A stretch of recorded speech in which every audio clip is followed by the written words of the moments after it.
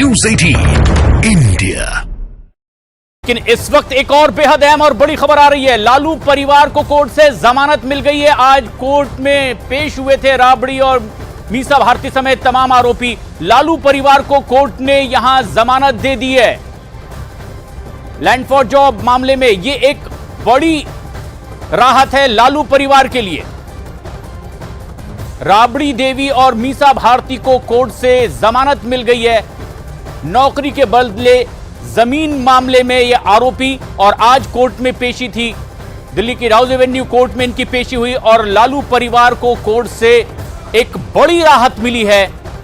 मीसा भारती, राबड़ी देवी को जमानत मिल गई है। ऐसे में जबकि लगातार इस पूरे मामले में कार्रवाई आगे बढ़ रही थी, राउज एवेन्यू कोर्ट में आज सुनवाई थी और राबड़ी और मीसा भारती दोनों कोर्ट में हाजिर हुए और कोर्ट से जमानत मिल गई है। हेमा यादव को भी कोर्ट से जमानत मिली है।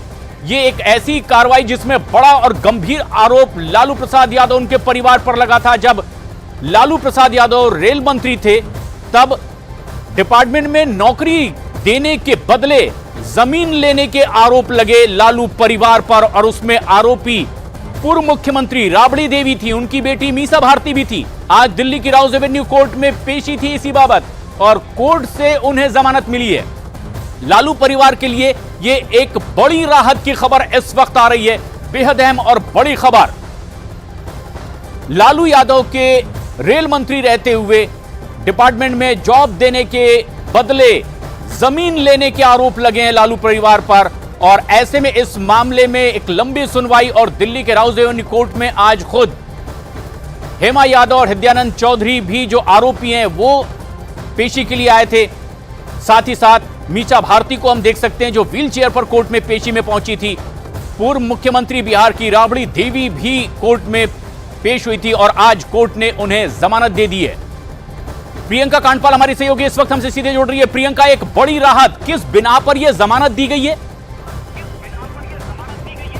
देखिए, जिस तरीके से ये मामला आया है, कोर्ट ने ईडी की चार्जशीट का संज्ञान लेते हुए इनको समन दिया है। तो जो प्रोटोकॉल है वो यही कहता है कि जब बिना गिरफ्तारी के चार्जशीट दायर हुई हो तो ऐसे में पहली सेशन के दौरान या समन के दौरान बेल ही अप्लाई की जाती है। हालांकि ये तमाम जो चारों आरोपी यहाँ पर प्रस्तुत थे, इसके अलावा अमित काटियार जो कि वीडियो कॉन्फ्रेंसिंग के जरिए जुड़े हुए थे, ये रेगुलर बेल चाह रहे थे, लेकिन उसको लेकर कोर्ट ने ईडी को नोटिस देकर उनसे जवाब मांगा है और फिलहाल इन सबको इंटरिम बेल यानी कि अंतरिम बेल दी गई है, जिससे कि, और यही एक्सपेक्टेड भी था, 1 लाख के बॉन्ड पे ये बेल दी गई है।